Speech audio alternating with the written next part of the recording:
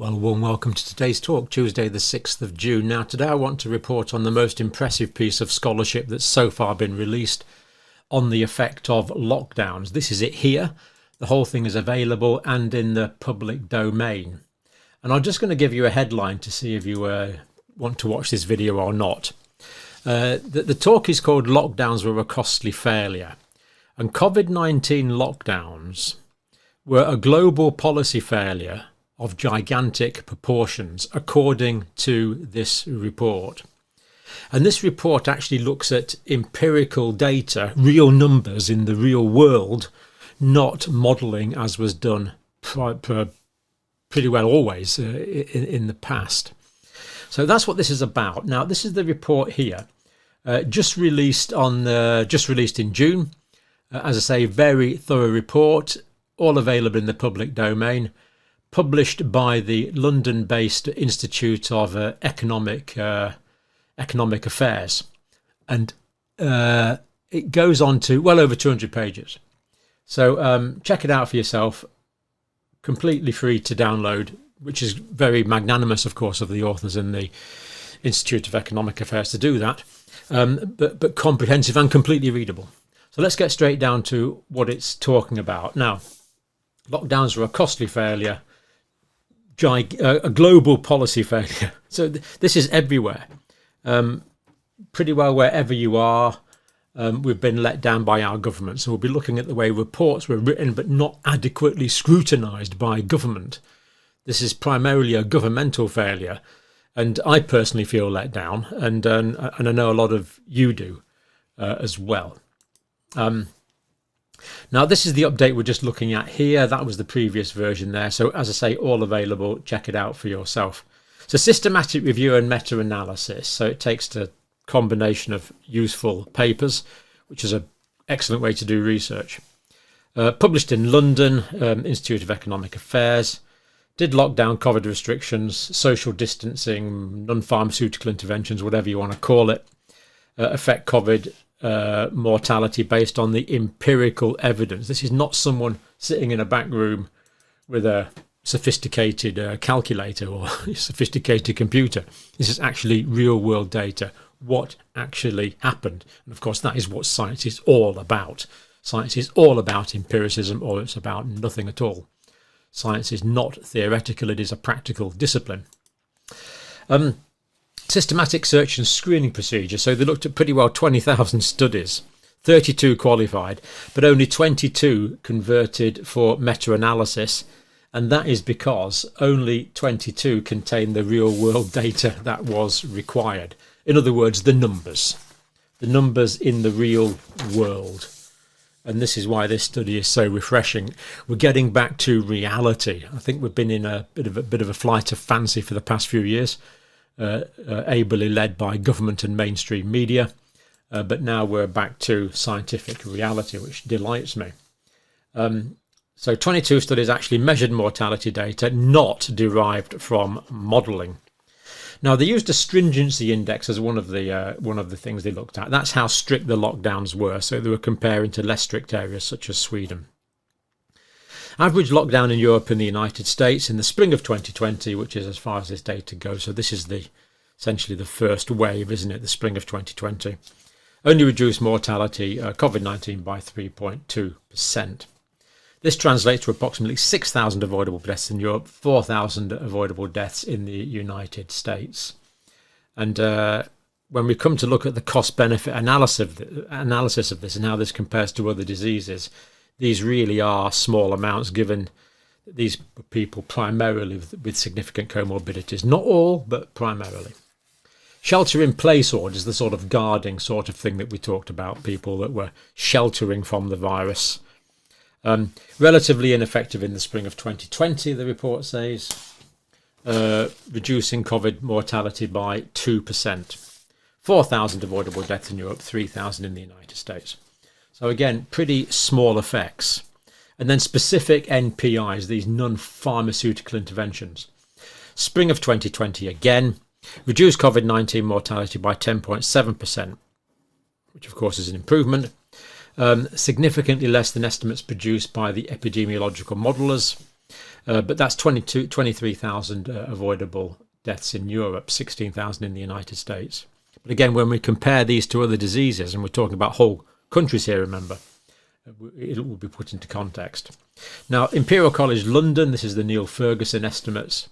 March 2020 predicted lockdowns would save 400,000 lives in the United Kingdom. Now, I remember well, as I'm sure you do, it's pretty ingrained in my memory, that the UK government in the early press conferences, certainly the first press conference, was going to go for a herd immunity type approach, just protect those that need protected and let things follow their natural course. Then we had this, the government got this information from the Neil Ferguson department in Imperial College London, and they changed overnight because they thought 400,000 people were going to die. Why didn't the government scrutinise that information properly? Why did they take the advice of one academic group in one university and base whole policies on that?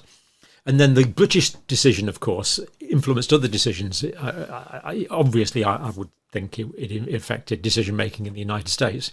Oh, well, that's what the Brits have done. We better do the same sort of mentality. But we hadn't analysed it adequately, clearly, patently.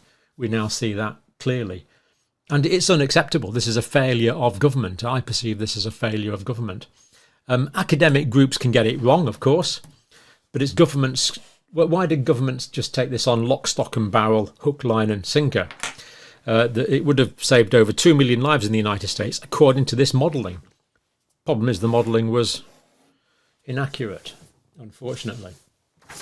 Now, in comparison, just to start putting this in some sort of context, on an average flu season, 72,000 flu deaths in Europe, 38,000 flu deaths in the United States. England and Wales, it's 18,500 to 24,800. This is in an average typical flu season. These sort of deaths would be expected. And we've never had any of these measures for flu in the past, although we've had this with us for centuries. Why was COVID so different? Based on flawed modelling is the primary reason, followed up by incompetent government acceptance of that flawed modelling. So direct quotes, when checked for potential bias, our results are robust, the study says. Our results are also supported by the natural experiments we've been able to identify, taking countries like Sweden in the real world. The results of our meta-analysis support the conclusion that lockdowns in the spring of 2020 had a negligible effect on COVID-19 mortality. Negligible effect. This result is consistent with the view that voluntary changes in behaviour, such as social distancing, did play an important role in mitigating the pandemic. So the statutory government-enforced heavy-handed bits didn't work. The self-discipline did work, giving people the, basically treating your population as an adult that can make its own decisions. That wasn't done primarily in European and American countries. Voluntary measures were effective in reducing COVID-19 mortality in Sweden. So voluntary measures were effective. So this is not saying do nothing, not by any means. It's saying do the minimum, and you get comparable results. Not saying do nothing. It's not saying COVID doesn't matter. It did. It does. It did much more then because it was making people ill in relatively large numbers.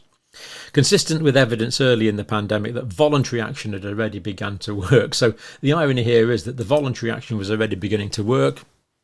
The legislation made minimal, negligible is the term used by this study, negligible difference.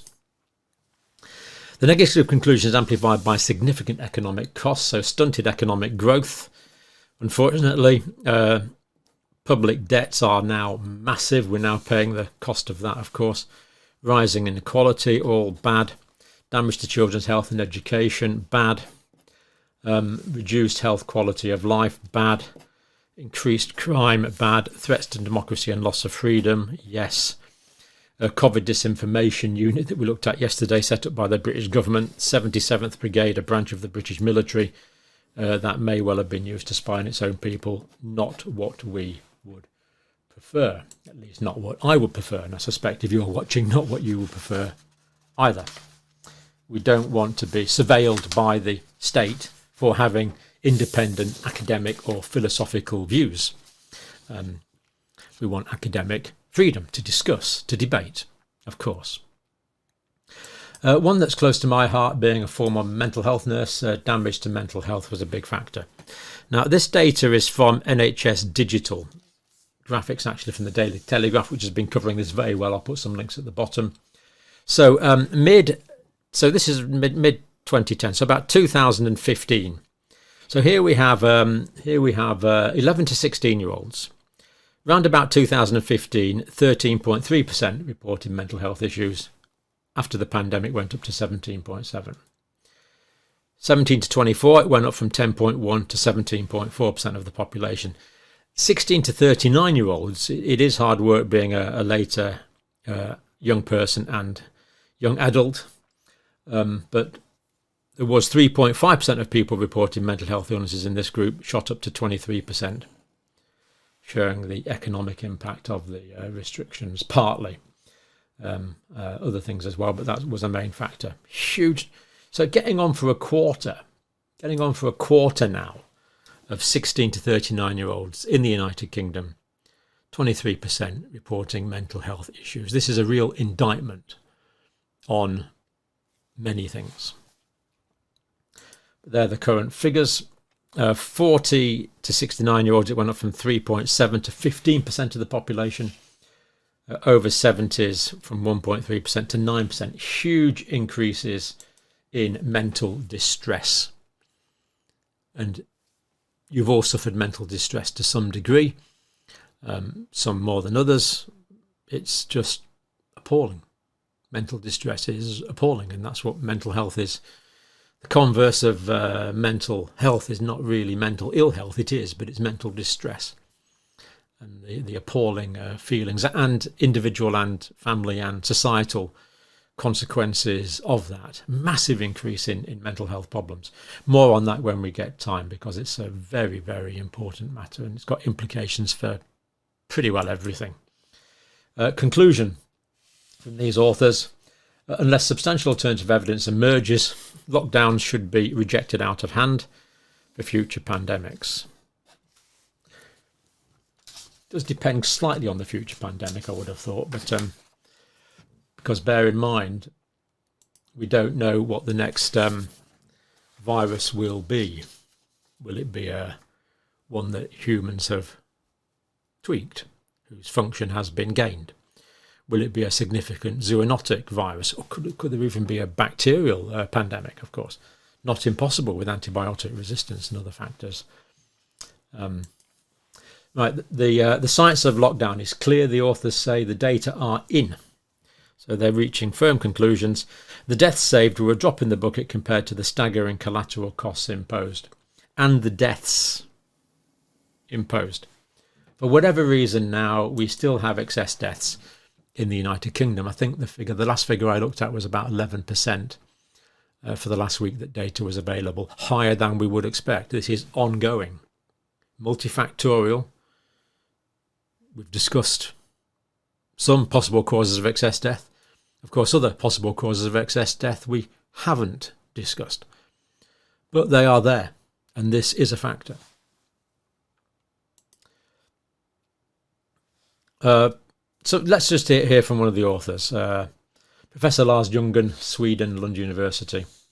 This study is the first all-encompassing evaluation of the research of the effectiveness and of mandatory restrictions on mortality. It demonstrates that lockdowns were a failed promise. They had negligible health effects, but disastrous. Very strong words, negligible health effects and disastrous economic, very strong words. Economic, social, political cost to society. Most likely lockdowns present the biggest policy mistake of modern times. Quite incredible, really. And should I have been more critical of governments at the time? Obviously. But that was the only data we were getting. This is why trust has been destroyed. We trusted governments, we trusted our chief scientific officer, we trusted our chief medical officer. And that trust, I'm afraid, has been destroyed. And the implications of that are massive. Massive implications of that.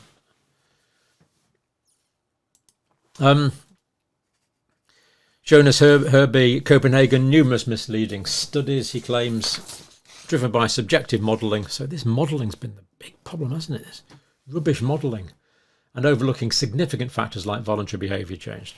The modelling should have taken into account significant factors. So it's not just that the modelling's rubbish. It was a case of garbage in, garbage out very often. Unfortunately, heavily influenced by initial perceptions of lockdowns as highly effective measures. Why did people perceive this as being the case without the evidence? We need the evidence. Our meta-analysis suggests that when researchers accounted for additional variables such as voluntary behaviour, the impact of lockdowns became negligible. And then finally, Professor Steve Hankey, Johns Hopkins University, another one of the authors. When it comes to COVID epidemiological modelling, models have many things in common: dubious assumptions, hair-raising predictions of disaster that missed the mark, and few learned lessons. So let's get rid of dubious assumptions. We don't want any more of those. Let's get rid of hair-raising predictions that missed the mark, and let's get rid of, not get rid of, let's enhance lessons. Let's learn lessons, because that was a major failure. The science of lockdowns is clear. The data are in. Save lives are a drop in the bucket compared to the staggering collateral costs. So there is the full paper there. It's a book, actually. Do check it out for yourself, and is eminently readable, not in gobbledygook. Anyone who wants to spend a bit of time can read it and get this kind of material out from it. So hopefully more details on that soon. I wanted to give you that quick rundown on it so you know roughly what all this talking is about. And personally, I'm convinced by this scholarship. Thank you for watching.